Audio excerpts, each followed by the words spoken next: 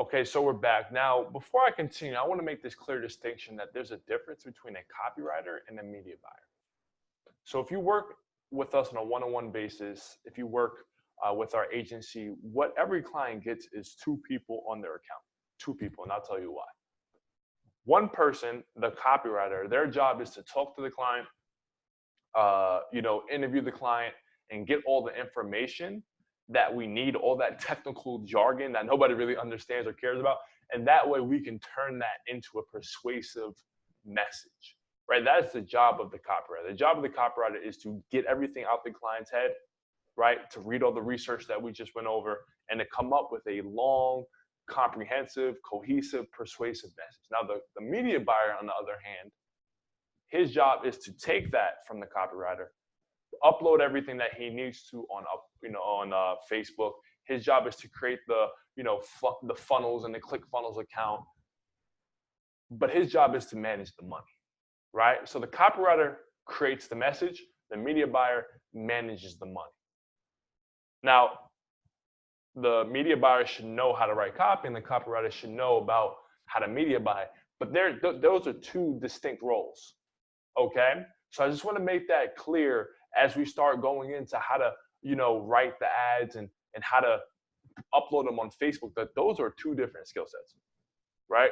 And that's why we have two people on the account always, right? Because the person managing the money is more technical, nerdy type of guy, and the person who is writing the copy is a little bit more creative, left brain, right brain going on there, right? So let's dive into it. So let's go into step number 5, which is writing the ad, right? So now we're starting to get into a little bit of the writing part of it.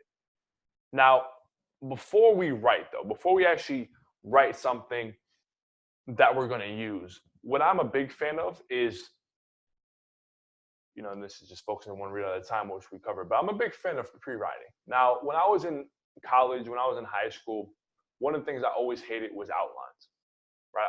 I hated outlines. I felt like it was the teacher just, torturing us, right? Making us do work that wasn't necessary. However, as I've grown and as I, manage my own company, manage the companies of others, at least from a marketing perspective, I realize how important an outline is. And for two reasons. Number one, it helps me manage my junior copywriters, right? If I'm managing a team of copywriters, outlining everything and creating an outlining process helps me understand how they've came to the conclusions that they came to. So from a managing operation standpoint, outlining and pre-writing is important, but also for me, it helps. It helps me organize my thoughts. It helps me get things on paper. It helps me, and this is the most important thing, it helps me empathize with the reader, with the prospective patient. Because at this point, right, all we have is a workbook full of data and we have product research. Okay, so at this point, and this is what I usually feel during every campaign that I manage, especially campaigns that I am actively involved in myself, I feel overwhelmed, right? Because there's so many people you can talk to. There's so many wonderful features about the product or the protocol, the process. It's like, which direction do you go? So pre-writing helps you focus in on, like this slide said before, it helps you focus in on one reader, right? It helps you focus in on one reader. So let me just pull something over to this screen really quickly, and I want to show you something. I want to show you some of the tools that we use internally with our agency to kind of help us focus in. So this is, this is a tool called the Story Brand script, right? The brand script is, a good book called the My Story Brand from Donald Miller. So shouts out and credits to him. However, this is definitely a tool that we use internally, and we're coming up with something a little bit different. But this is a tool that you can just log in right now, mystorybrand.com, create for yourself and start using. Now, what this helps us do internally is it helps us create a character, right? It helps us create a one reader, a character that we're going to speak to. Because when we have a workbook, right, and let me just bring this so we can refresh our memory. When we have a workbook like this, that literally has a whole bunch of negative emotions, right? Because at this point, we're just going through Quora, we're going through Reddit, we're going through these forums, and we just have a workbook full of negative emotions. What we want to do is turn that into a character. We want to turn that into a person, a real life person who has a desire, right? They want or need something, and they have villains. They have external, internal, and philosophical problems, right? Now, the reason why I like this is because as I've gotten better and I've gone as a copywriter, I've started studying screenwriting, right? Storytelling. And every Hollywood movie, and we all know how much Hollywood makes, every Hollywood movie follows this type of structure, right? Every Hollywood movie has a character who wants or needs something. They have some type of external, internal, philosophical problem, right? And philosophical meaning society, right? So there's movies like Django, slavery, right? Racial tension. That's what I mean by philosophical, right? What's going on in society. And then usually they meet a guide, right? Usually they meet a guide that gives them, guidance, right? One of my favorite shows is Prison Break, right? And Michael Scofield in season 1, he his guide, in a sense, quote unquote, he was the doctor, right? Because when he broke out of the prison, the doctor left the door open for him, right? And helped him and his brother escape. So, and for the most part in our business, and this is something that I've always told the clients, we want to be the guy, right? We're not the character, right? The prospect is always the character. The prospect has specific problems. We are the guide that gives them some type of plan, right? We're the guide that gives them a plan. And our plan, and this is for you watching, our plan is our protocol. And this is why I always stress, have a process. You have to have a process. You have to have a protocol. If you're a functional medicine practitioner watching this, if you want to serve people with neuropathy or people with IBS or people with chronic fatigue or thyroid, you have to have a step-by-step plan, a process that gets them from A to B.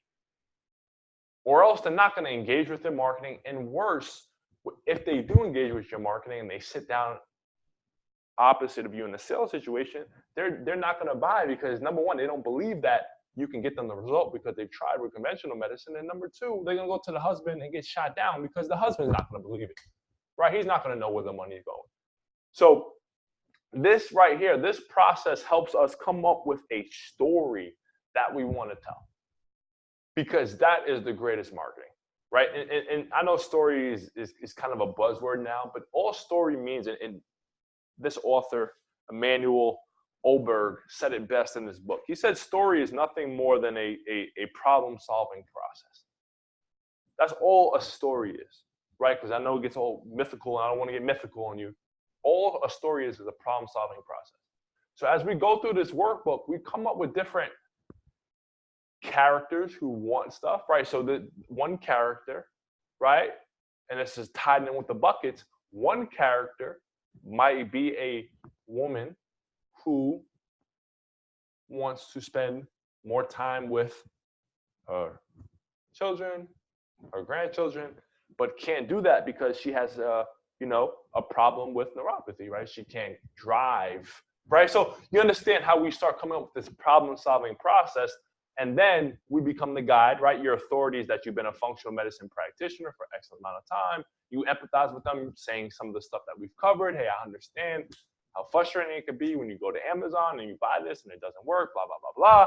And then you give them your plan, your process, your unique process. How are you going to help them? And this is really where I drill the client, because what I've realized working with functional medicine practitioners, one of the hardest things you'll have to do is organize what the hell you do. From a marketing perspective and from a scale perspective, because if you have goals and ambitions to opening up more practices, hiring associates under you, well, guess what? You're going to need this anyway. So this is what we do. Okay, so let me just move this off the screen. Cool. So that is what we do, right? And we have another exercise here called the 67 questions. where we kind of ask, what are all the objections, right? What are the sacred cows? So we're doing a lot of, and let me just tie this back here. We're doing a lot of thinking, okay? We're doing a lot of thinking. And this is just some of the questions that we have, but there's 67 of them. Now, one of the best quotes I've ever heard, right? One of the best quotes I've ever heard from a writer was that you should feel like shit before you write anything, right? Here's some more questions that we answer, right? What are the sacred cows that they believe? Because we want to bring those up in our ads. That way, we can address those. But moving on. The best quote I ever heard about writing is that you should feel like shit before you write anything, right? You should feel like shit. And, pardon my French, but that is the best. That's how you know you're connecting with somebody. Or that's how you know you have the ability to connect with somebody, right? Just think about it. If somebody's going through something, if you're going through something in your life, you would rather speak to somebody who can empathize with your situation, somebody who's preferably have gone through it, right? Because they can give you the best advice. Now, these questions help us empathize with the prospect, even though, for the most part, none of our copywriters have had those issues, right? So this is just this is what we call going the distance, right? This is what we call going the distance. This is how we're able to step in any market, any niche, any industry, and write high converting copy because we do the extra work, okay? So now that you focus on your one reader, right? Now that you got your story brand script, right? And guess what? In our agency, as we're starting to grow, we're starting to create a lot of these for clients, right? So what clients are starting to do now is they're starting to record their phone calls and their consultations, and then we create a story for each consultation they have, right? So they give me 10 consults in a month, we have 10 scripts, right? Story brand scripts. And guess what? Now we can write 10 different ads, and now we're becoming prolific, okay? So thesis, right? The main point of this is once we focus on one reader, we want to build a character, a story, right, of that reader so it's easy for us to write.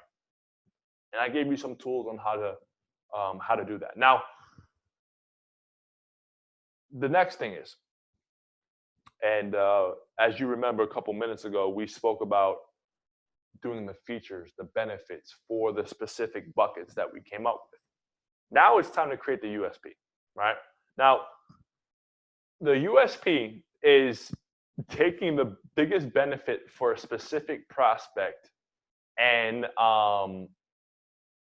putting it into a way that is enticing for them, right? So we all know USP stands for unique selling point, right? And we discussed that a unique selling point to everybody is going to be different, right? What's a USP to me for a particular product is going to be different for you, right? So you might have a selling point that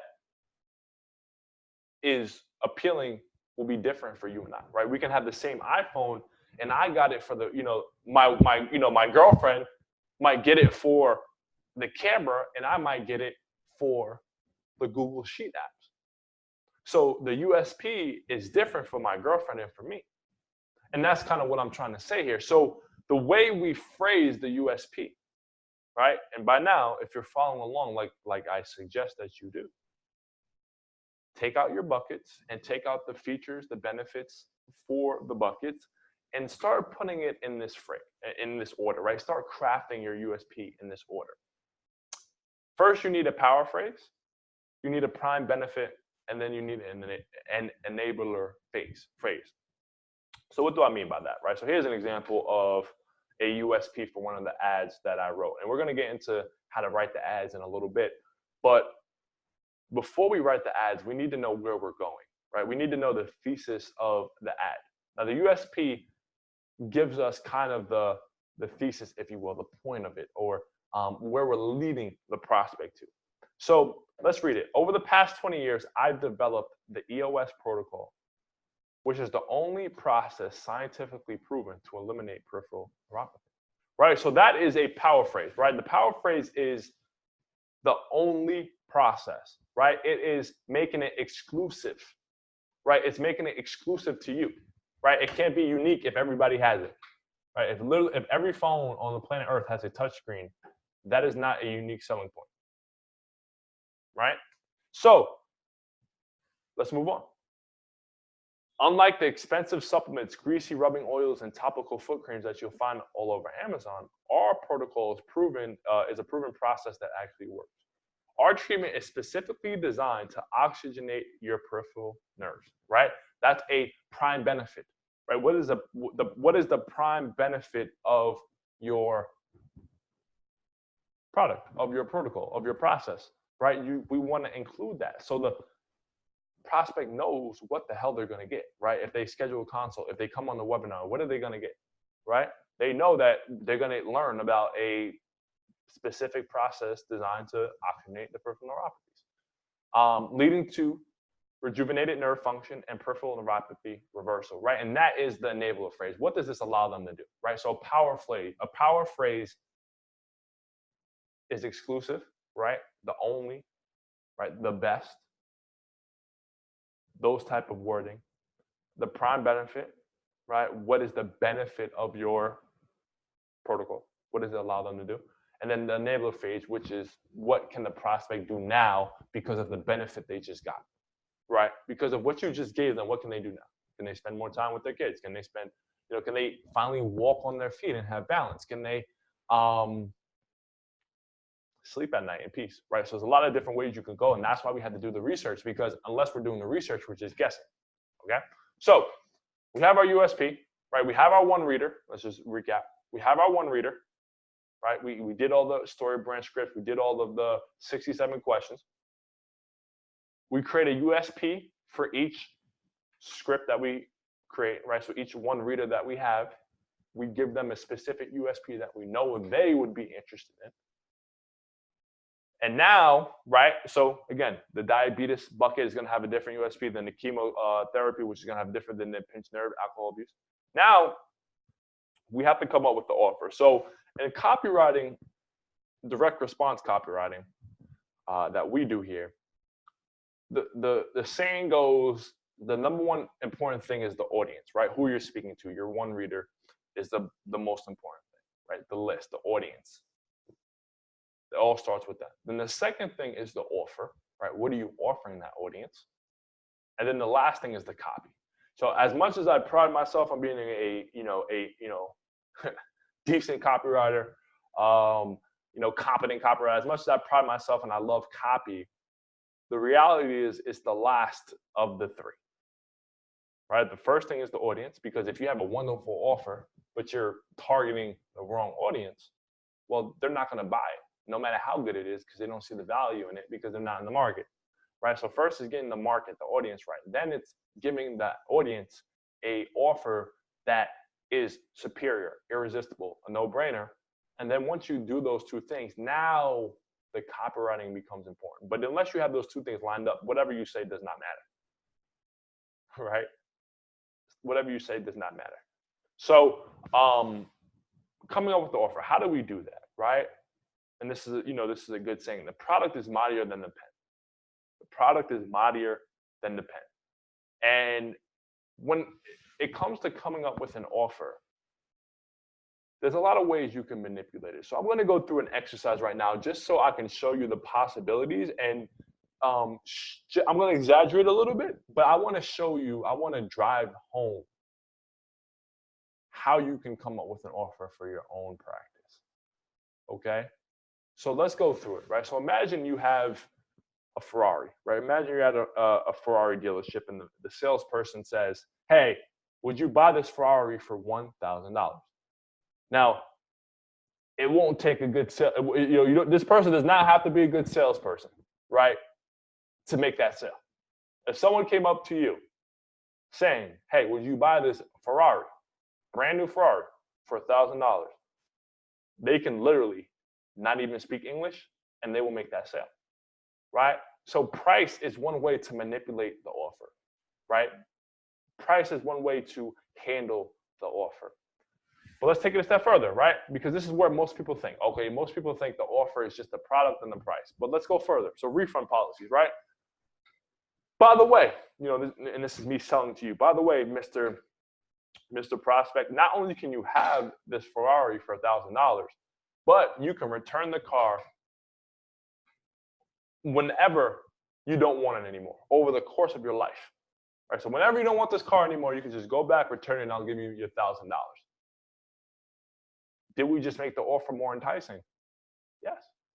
Right? So this is all part of your offer. I want you to understand, and the reason why we're going to go through this exercise is because I want you to understand that your offer is more than your price. Your offer is more than your product, right? Those are part of the offer, but your offer is so many more things. So let's continue, right? Premiums.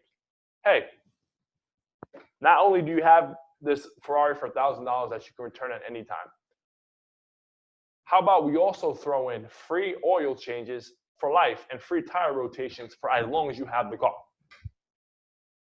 Woo! Right? Does not have to be a good salesperson to have a good offer. And by the way, I'll also allow you to change the color whenever you want, right? So if somebody says, hey, I like your Ferrari, but I don't like the color red. Hey, you can come back and you'll get a green one. No extra cost. Whoa, right? Whoa. So let's continue. Scarcity. By the way, I only have, 2 more Ferraris that I'm doing this deal on. So once they're gone, they're gone. Okay. I'm listening, right? Ease of understanding, right?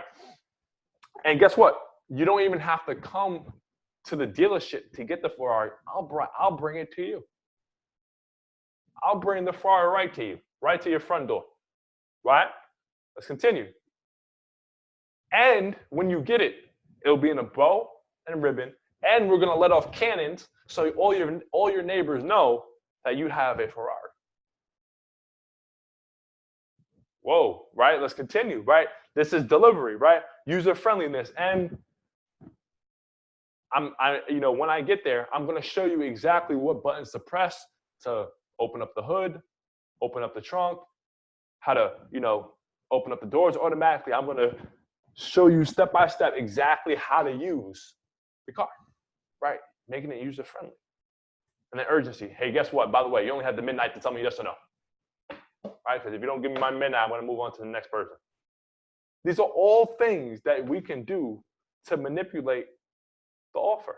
These 9 things, right? This is part of your offer, right? So as you're crafting an offer for your audience, keep these things in mind, right? Yes, price. Price does affect scale to some point, right? The more you raise the price, the less of a ceiling you have typically. But what's the refund policy, right? What other bonuses are they getting with their purchase? Can you guarantee some type of result? And if they don't get it, what can they do? Right? Do they get an extra year or something? Do they get an extra appointment? Right? Scarcity. Why should they be, alert that this might run out? Right? How can you make that evident to them? How can you make it easy for them to try? Right? How can you deliver them a good user experience? How can you make things user friendly? And of course, there better be some urgencies, right? So that is the ultimate offer as you're starting to create it. What we call the SIN offer. SIN, S-I-N, right? Superior, irresistible, no-brainer offer. Those are the components that go into it. Now, let's start going into the Facebook. And as we start going over what we specifically did for this, client, the problem with choosing Facebook to promote your services, unlike Google or YouTube, which is owned by Google, is that it doesn't work by keywords, right? It works by interest targeting. And the problem with that is that there's no button in Facebook that tells you, hey, this person has neuropathy, or hey, this person has this chronic illness, or hey, anything like that. So we have to be creative with our targeting. Now, for this particular client, right, there was no pixels placed on his website, right? So some functional medicine practitioners I take on have a website. They have specific key pages on the website about certain health illnesses or health diseases or health disorders. And I can target people who go to that page. So for example, if you go to johndoe.com/digestive issues, I know the person who's visiting that page probably has digestive issues, right? So it's easy for me to target those people and get buyers and leads from that because I already know what they're interested in. But this client didn't have that, right? So we didn't have that luxury. We didn't have a luxury of having an email list of previous patients suffering from neuropathy who didn't convert, right? Because those are people who know, like, and trust the doctor, but just probably wasn't ready at that particular time. We weren't given that. And that left us really with nobody to target besides cold interests, okay? So here's what we decided to do, right? And what most marketers would have done in our situation is just went broad, right? And we already discussed how that is not the option, right? We don't want to just say, right, epilepsy is the most common serious neurological condition affecting more than 500,000 people in the UK, right? What? Right, and just think about the story brand script that we went over. Based off this ad, who is the character? I'm not sure. Right, I'm not sure who the character is in this ad. I'm not sure what this character wants. I'm not sure the problem that they have because there is no character. Like literally, I don't know who they're speaking. This looks like a Wikipedia entry, right? Epilepsy is the most common serious neurological condition affecting more than half people in the UK. This is why UCB is collaborating with Epilepsy Society to address this problem. Learn more here. Okay, great. So,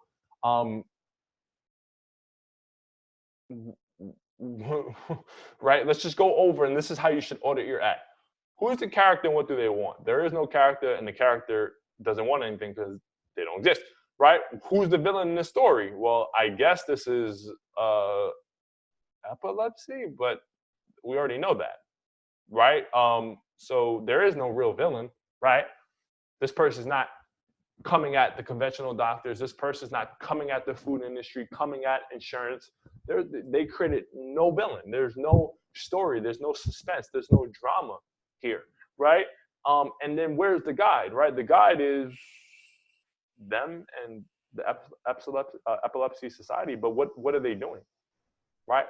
They're not empathizing with me. Why should I care about these two things? Is it just because they have the name Epilepsy Society I should care? Maybe. And what's the process? Right? What's the process? Right? They're assuming that I'm going to click that link to find out, but I want to know. Tease me a little bit here, right? So this is definitely not cutting it. This, I feel sorry for the person who has to pay for this. So let's continue, right? So what we did was first we decided, let's come up with a way that we have to buy data. Now you're going to hear me, and hopefully you love this case study. Hopefully you follow some of the great stuff that we're going to get ready to launch here for the remainder of the year. Like we're going to go heavy with the marketing, heavy with just educating the market. And one thing you're going to hear me say over and over again is that you want to maximize learning before you want to maximize earning, right? You want to maximize learning before you maximize earning. So this client did not put us in a position to have a quick win, right? Because there was no pixels, there was no lists, and that's fine. So what we decided to do was like, hey, okay, great. How can we buy the most data, right? How can we learn the most quickly to set us up for long-term success? So what we did was we took a page out of Jeff Bezos' book, right? And this is what Jeff Bezos said in one interview with Bloomberg. He said, we offer people all you can eat. And this is him speaking about Amazon Prime, right? He said, we offered people all you can eat buffet, which was fast free shipping, so that the heavy eaters can gather, right? Because the person interviewing him asked, hey, when you came up with Amazon Prime, I think it was like free, maybe for the initial offering. He said, why did you do it for free or for low cost? He was like, hey, man, when you open up an all you can eat buffet, what happens? The heavy eaters come. That's why we did Amazon Prime for free. That's why we did Amazon Prime for such a low cost in the beginning. And it's not only Jeff Bezos, who's the richest person in the world, It was, you know, who else pioneered the giveaway, right, strategy? Well, let's go to another person who was formerly the richest person in the world, Sam Walton, right? This is what we call the mousetrap principle, but this has happened way before us, right? So we have Jeff Bezos, who's the richest person in the world currently, and then we have Sam Walton, right? Sam Walton, if you read his biography, Made in America, pioneered the giveaway, right? He pioneered giving out free samples so people can come and then buy, the family size pack of meat or whatever, right? So Jeff Bezos was somebody who gave away Amazon Prime free at first. And Sam Walton, who was so rich that 3 of his kids are on the top 20 richest people in the world, pioneered the free giveaway. So, we're like, let's take a page out their book so we can get the data that we can use forever. Okay? Again, Oprah, that's not even mentioning Oprah and all the giveaways she did. So there's something in this strategy that it works for the top players. And again, Bill Gates, Internet Explorer, free. So we like to follow the freemium model. Okay, especially if the client's not coming to us with any type of data. This is the quickest way for us to build assets, right? Build assets. You always want to build assets. So if you do a free giveaway like we're about to explain to you right now, you're giving your business assets, right? You're building the value of your business. So this is what we did, right? We decided to go with a free dinner at first, right? Free dinner. We're going to limit it to 20 people. And this was an idea that the client got from his mentor, Dr. Barlow. If you're familiar with Dr. Barlow, he does like a free dinner every Tuesday. Does a lot of TV commercials and ads, getting people to the dinner, and then he converts them on an offer to his office, and then he's doing very well because he could pay for TV, right? So you must be doing very well to be doing that. So we're like, hey, okay, great. We believe in the free giveaway concept. Jeff Bezos, the Walmart family, made 2 of the richest people in the world at their respective points in history. We have a mentor in the industry killing it, who's doing free giveaways and free dinners. So we decided to do that at first. Now, the thinking was simple, right? The thinking was simple. If we get the free dinner, here's what's going to happen, right? Yeah, of course, they'll have to pay for the food. The client will have to pay for the food. But number one, he should get enough people into the office to break even or do a little bit better. But guess what? More strategically, as a marketer, I now have a list of people who's interested in the dinner, meaning they have what? They have peripheral neuropathy. Now, what I can do on the back end of Facebook is I can take that list and I can target them for the rest of their lives with neuropathy offers. That's how they call that a gambit in chess, right? If you're a chess player, they call that a gambit, right? You sacrifice your pawn to get their queen, right? You put your pawn right there, the queen gives it, and you get the queen. That's what we call a gambit, right? Because now I have a list of people with neuropathy in the 20-mile radius, and we got them. Mousetrap, right? So let's go into how we write the ads, right? Now, how we write the ads, there's a couple copywriting frameworks that we love to use. There's about a lot of copywriting frameworks, like anywhere from 70. There's so much. And let me take a step back. Persuasion is nothing but structure, right? All persuasion is the order in which you say something, right? My mom used to always say, it's not what you said, it's how you said it, right? And that really is the basis of persuasion and true mastery, right? It's me wanting to get a message across, but saying in a way, right, that inspires and motivates the prospect to act in the way we want to act. So some of the copywriting frameworks that we use here are AIDA, PAS, and then PPPP, right? PPPP, right? So AIDA means attention, interest, desire, action. PAS means problem, agitation, solution. And then PPPP means problem, promise, proof, proposal.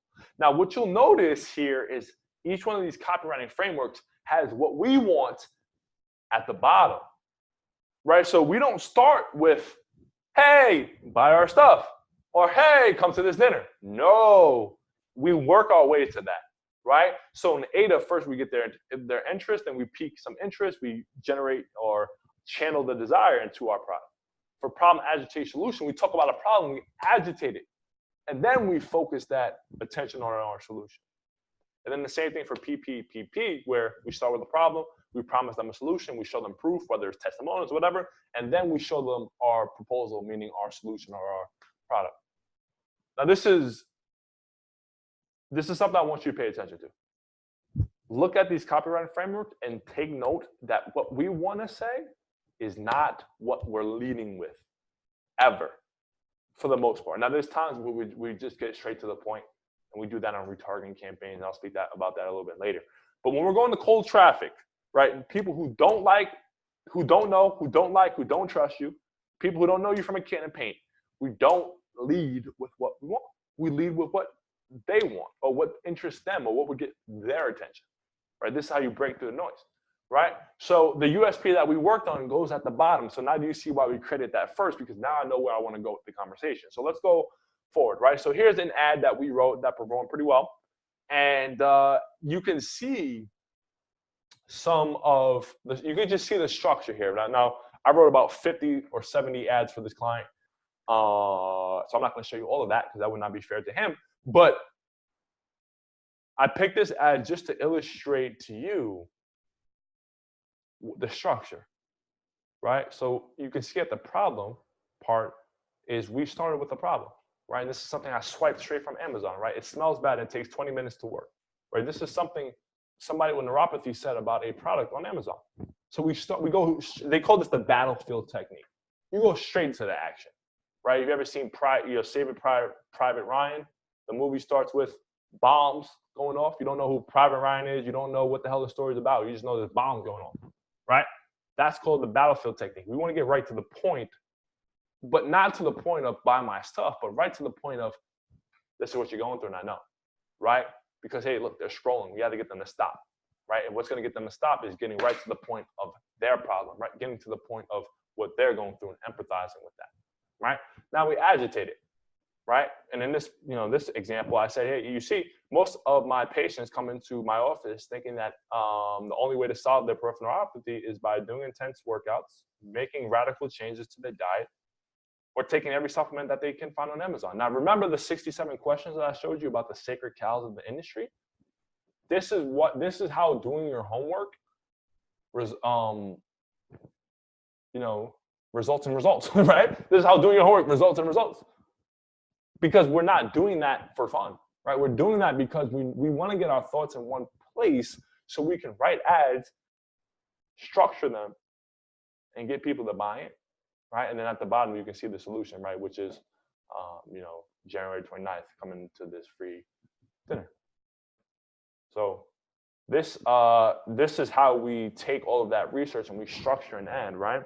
And I could get into some of the, if you read the second line, but would I buy again? Heck yeah, I would, because anything beats taking another pill, right? So, and this is like script writing. I don't want to get too technical into the copywriting aspect of it, but dialogue is always a good thing, right? Making it a conversation, even if I'm just talking to myself. But I understand the psychology of the prospect, so I can go ahead and I can have some internal dialogue, right? Again, back to the homework that we did, right? I'm able to have internal dialogue because I understand the internal issues that they're having.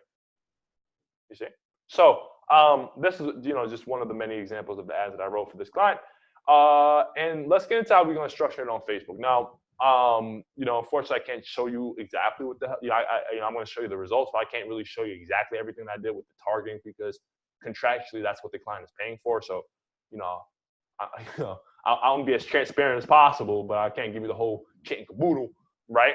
But if you listen to this case study, you should be able to do it by yourself, bro. Honestly. But what I will give you is the outline of what we look at when we're structuring in Facebook, right? So we already spoke about the offer, the campaign structure. So this is what I'll say about the campaign structure.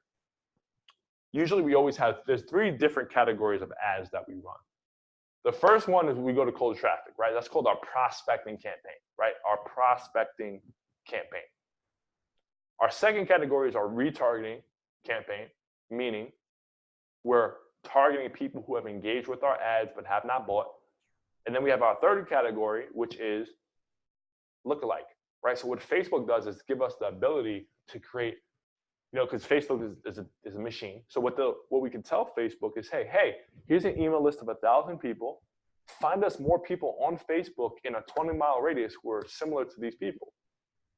And if you understand what the heck I just said, you understand that is a tremendous opportunity. We give Facebook a list of names, emails, phone numbers, right? And of course, Facebook knows who these people are.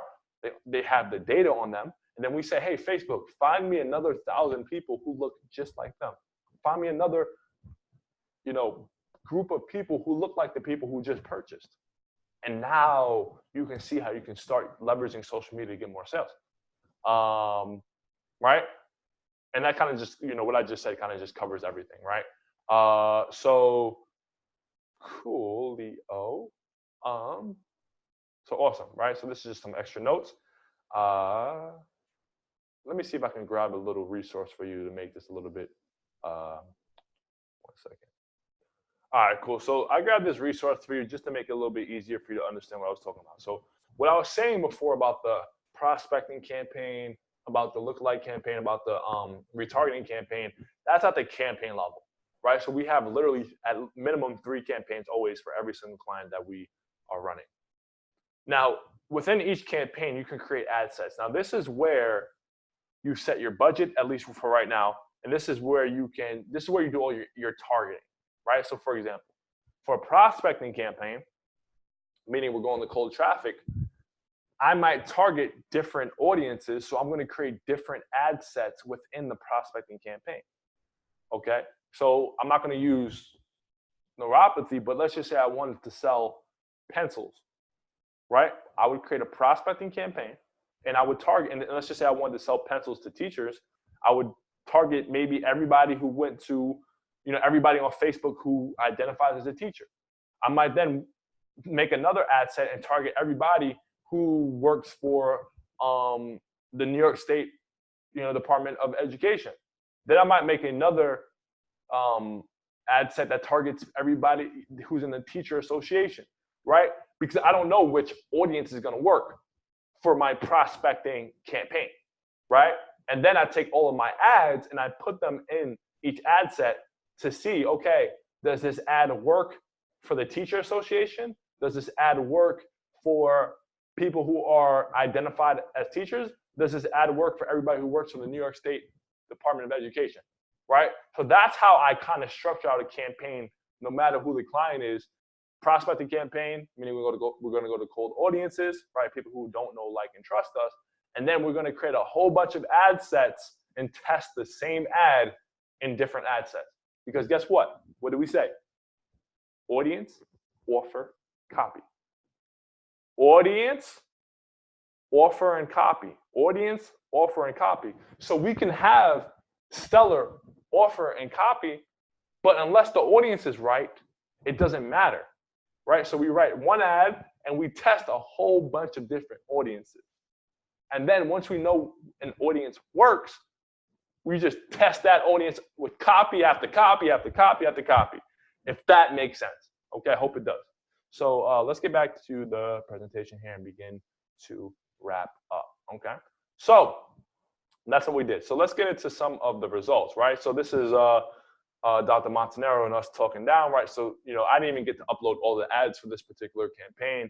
And in 30 minutes, she told me to shut it down, right?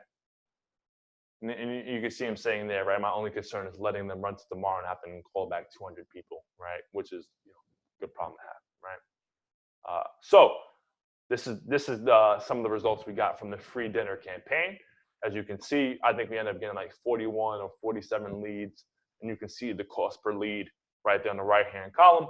And as we go forward, what Dr. Montanaro and I discussed was like, hey, listen, man, we were going to go to this free dinner thing. We're going to do it every month, but if it's working that well, right? If we're getting 41 leads at like $5 a pop, and people showing up to the dinner, well, hey, let's run into our office. Now, of course, it's not as enticing as an offer because, hey, who wouldn't want a free dinner, right? Who would not want to go to a free dinner and learn about neuropathy, something that they've been dealing with for years? That's a great offer. So the offer is a little bit less sexy, but guess what? It's just as effective because when we ran the office campaign, I'm sorry, when we did the free dinner campaign, we had 27 leads because he didn't want to do a dinner more than 30 people. For the office campaign, we had 47 leads. Okay, so you can see the cost per result went a little bit up because the offer wasn't as attractive. But guess what? $12, $4, $6, right? Even $13, $12. That's not bad, right? How life-changing would it be if you knew you had a campaign that if you turned it on would get you leads at $6 a pop, at $4 a pop? Would that be life-changing if you can generate leads on demand? Now, caveat, you have to be able to sell, right? You have to have a process in place to handle this. And unfortunately, some clients don't, right?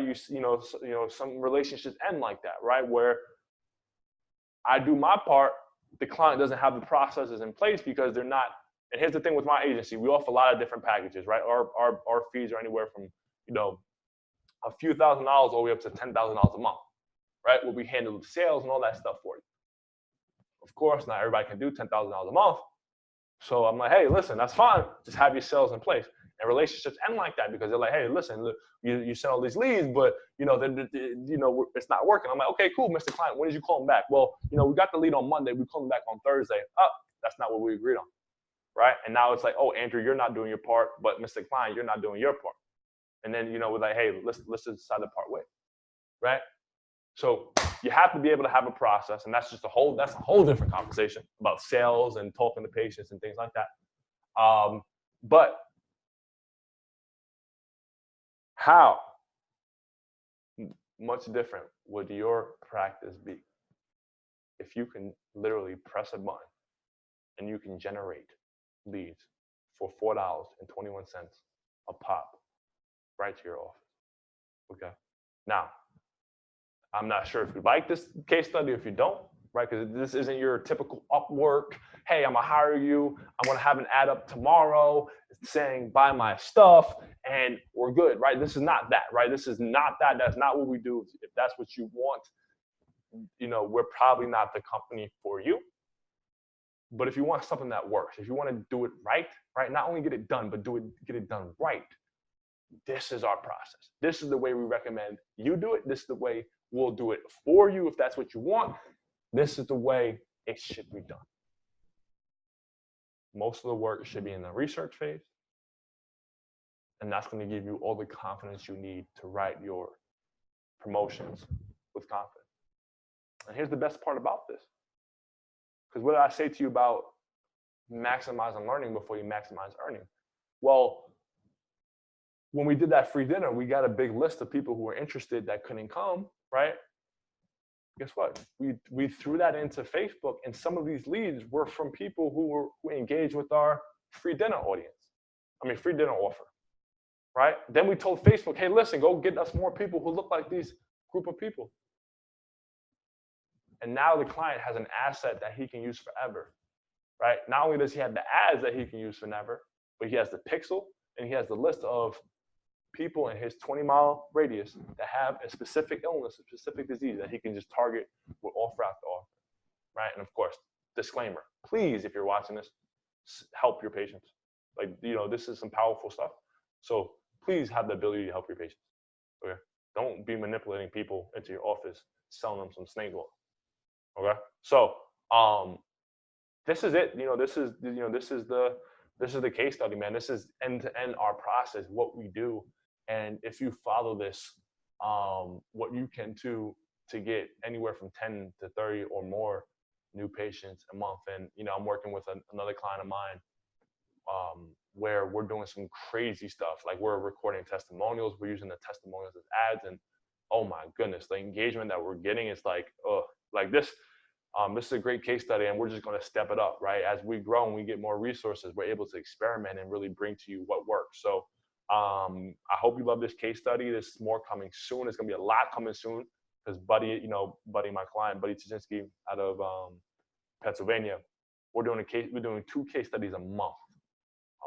So we're gonna have a behemoth of data and tests and ideas to bring to you that you can implement in your own practice. So I'm gonna put a button below. It's gonna be a link to my schedule, my calendar. If, like I said, our fees are our fees, right? But if you're interested in getting this done, right? If I gave you the end-to-end process, you could take it, you could leave it. But if you understand if this is something that's appealing to you, if this is something you want to start doing for your practice, but you'd rather skip going to Upwork, hiring a team, managing a team, right?